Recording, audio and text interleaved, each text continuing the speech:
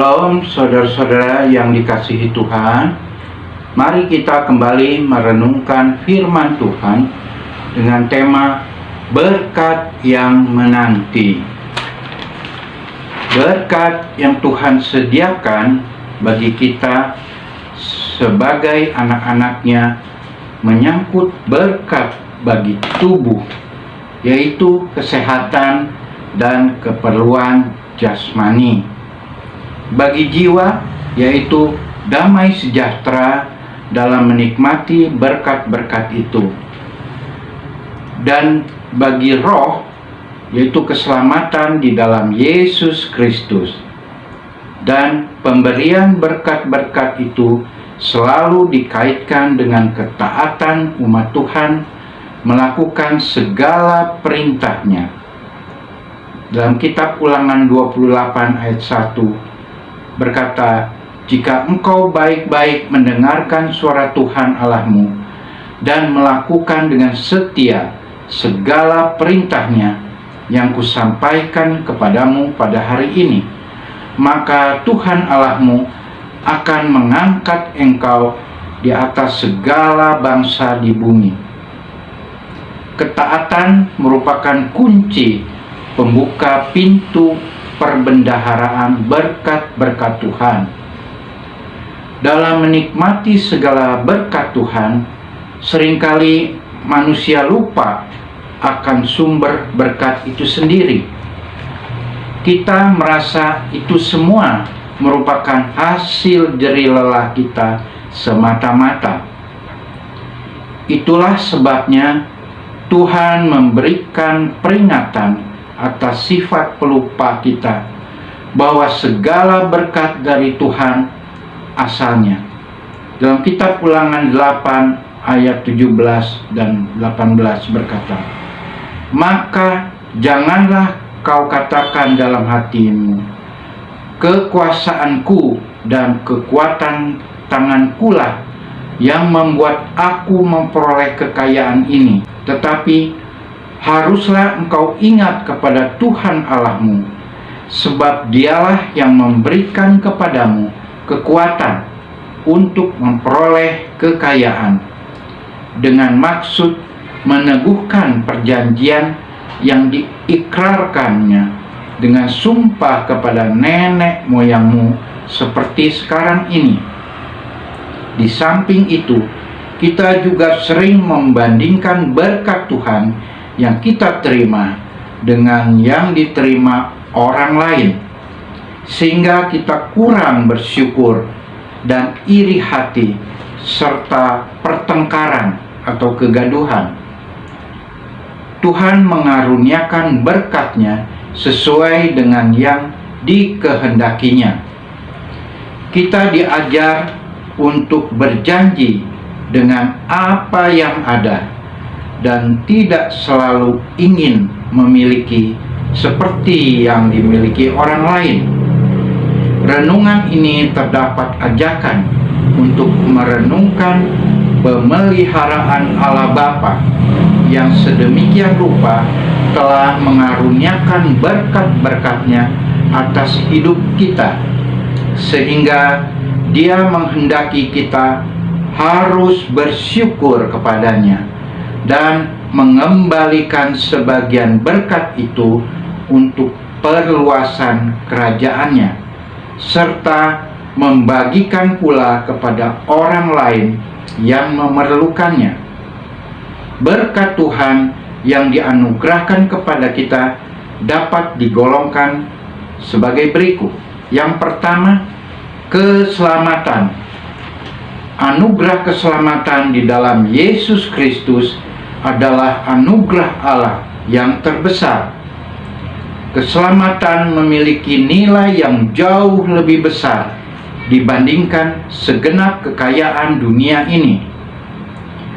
Dalam Injil Yohanes 3 ayat 16 berkata, "Karena begitu besar kasih Allah akan dunia ini, sehingga Dia telah mengaruniakan anaknya yang tunggal, supaya setiap orang yang percaya kepadanya tidak binasa, melainkan beroleh hidup yang kekal." Yohanes 14 ayat 6 berkata, kata Yesus kepadanya, Akulah jalan kebenaran dan hidup.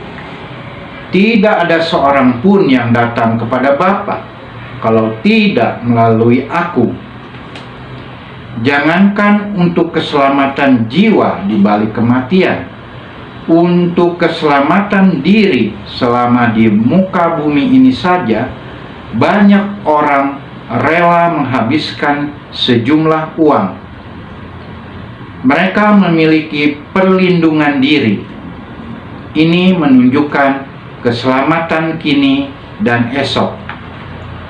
Korban Yesus Kristus di Golgota cukup untuk menyelamatkan semua orang percaya kepadanya. Bagi kita yang sudah menerima keselamatan, perlu memikirkan apa yang seharusnya kita perbuat dalam hidup ini. Makna kata keselamatan juga mencakup terpenuhinya kebutuhan kita secara cukup. Pemeliharaan Bapa atas hidup anak-anaknya merupakan sesuatu yang pasti, sehingga Yesus menyatakan kita tidak perlu khawatir. Contoh yang sangat jelas adalah pemeliharaan Tuhan terhadap umat Israel di padang belantara ketika mereka keluar dari Mesir.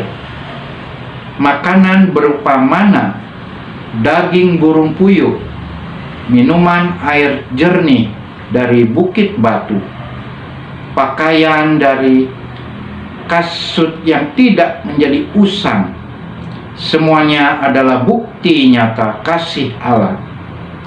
Ia mengerti segala kebutuhan kita dan mencukupinya. Secara langsung kita dapat bersekutu di sini. Ini merupakan pemeliharaan Allah. Yang kedua, kesehatan tubuh.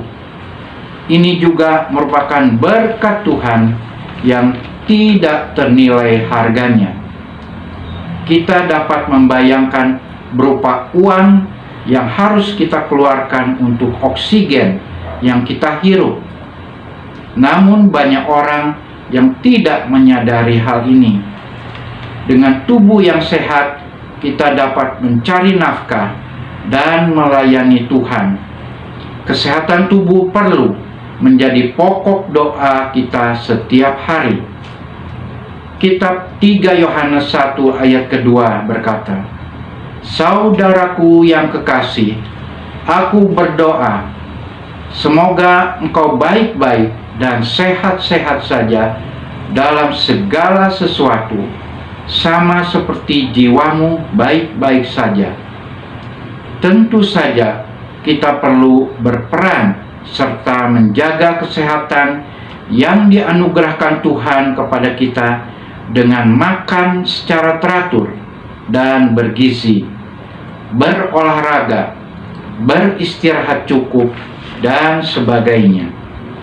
Di samping itu, kesehatan tubuh ini sangat nyata bila kita perbandingkan dengan waktu sakit.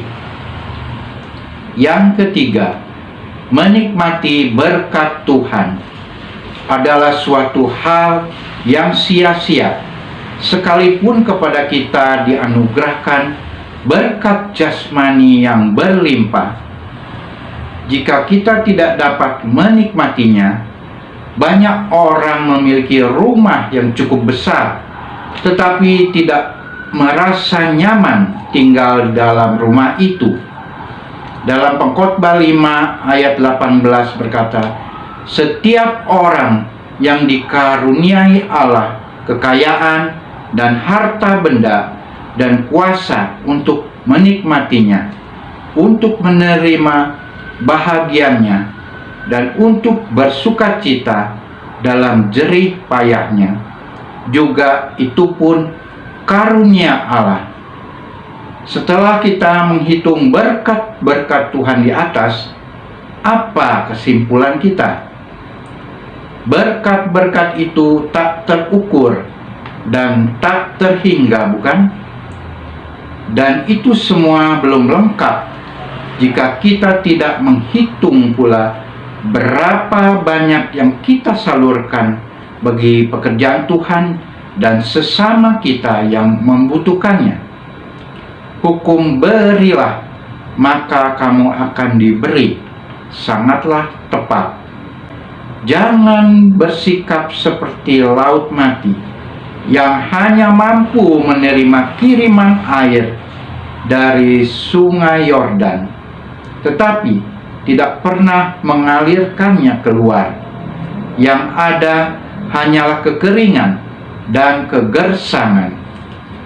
Jadi kita patut mengucap syukur atas segala berkat yang kita terima, apapun bentuknya. Ada orang yang secara materi tidak terlalu berlimpah, tetapi memiliki kesehatan yang baik. Puji Tuhan. Haleluya. Amin. Selanjutnya dengan isi saya. 2 Korintus 4 ayat 17. Sebab penderitaan ringan yang sekarang ini mengerjakan bagi kami kemuliaan kekal yang melebihi segala-galanya, jauh lebih besar daripada penderitaan kami. Jalan Tuhan kadang sulit diselami, namun buahnya begitu manis. Menderita itu memang sakit, tapi indah pada akhirnya. Penderitaan adalah kata yang dibenci hampir semua orang. Orang waras tidak akan pernah mau menderita. Orang tidak pernah menyadari ada sesuatu yang indah di balik penderitaan. Banyak orang ingin sekuat baja, tapi tidak mau ditempa. Ada juga orang yang ingin seharum dupa, tapi tidak bersedia dibakar. Sebagian lagi ingin hidupnya cemerlang seperti emas, tetapi tidak mau dilebur dengan api. Penderitaan tidak ada apa-apanya jika dibandingkan dengan kemuliaan kekal yang kelak kita peroleh. Di balik penderitaan ada berkat yang menanti kita. Kita tidak perlu daftar untuk masuk sekolah penderitaan, tahu-tahu sudah ada di dalamnya. Jika Tuhan mengizinkan penderitaan, pasti Tuhan punya alasan dan tujuan. Mari kita baca Mazmur 126 ayat ke-5 sampai ke-6. Orang-orang yang menabur dengan mencucurkan air mata akan menuai dengan bersorak-sorai. Orang yang berjalan maju dengan menangis sambil menabur benih pasti pulang dengan sorak-sorai sambil membawa berkas-berkasnya. Haleluya, puji Tuhan. Kita mungkin saat ini sedang dilanda kesusahan, usaha mengalami kemunduran. Jangan menjadi lemah, jadilah kuat. Di dalam Yesus kita kuat, di dalam Yesus kita menang, karena di dalam Yesus ada kuasa yang tidak terbatas. Kita pasti akan menuai kebaikan yang dari Tuhan. Mazmur 23 ayat yang ke-6. Kebajikan dan kemurahan belaka akan mengikuti aku seumur hidupku, dan aku akan diam dalam rumah Tuhan sepanjang masa. Bisakah Mazmur 23 ayat ke-6 terjadi dalam hidup kita? Pada saat Raja Daud mengucapkan Mazmur 23 ayat yang ke-6, Raja Daud begitu yakin. Pengakuan Raja Daud sangat menyejukkan hati. Raja Daud menggambarkan Tuhan sebagai gembala yang baik. Mazmur 23 hanya terdiri dari 6 ayat. Apa sebabnya Raja Daud begitu yakin Tuhan akan memberkati hidupnya? Raja Daud adalah pribadi yang tulus di hadapan Tuhan. Raja Daud terbuka dan jujur di hadapan Tuhan. Raja Daud berani mengakui kesalahan dan dosanya. Raja Daud sangat yakin pada saat ia membereskan dosanya di hadapan Tuhan, maka Tuhan akan mengampuninya. Tidak hanya mengampuni, tetapi Tuhan membuat hidupnya menjadi baru. Raja Daud tahu segala janji Tuhan akan menjadi miliknya. Itulah sebabnya dengan lantang Raja Daud berani memastikan kebaikan, kemurahan, dan berkat Tuhan akan mengikutinya seumur hidupnya. Tuhan yang adalah Yehova Jireh, Tuhan yang menyediakan akan memberkati hidup kita. Kita harus hidup dalam iman setiap hari dan mengharapkan hal-hal yang positif dan yang baik terjadi dalam kehidupan kita. Dalam Matius 9 ayat 29b, jadilah kepadamu menurut imanmu.